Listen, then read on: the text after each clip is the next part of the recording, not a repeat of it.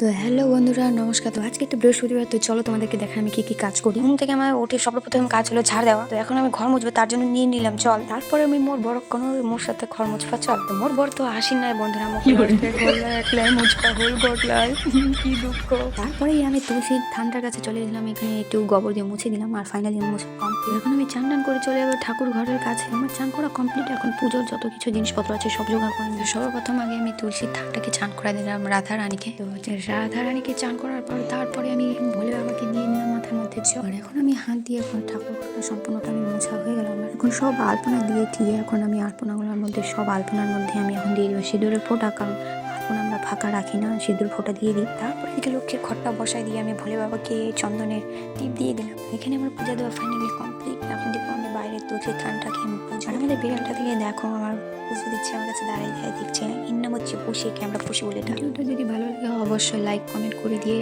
হর হর মহাদেব লিখে দিবা আর রাধে রাধে লিখে দিবা। তো আমি এখন রান্না করতে যাই। টাটা, ভালো থাকো, সুস্থ থাকো বন্ধুরা।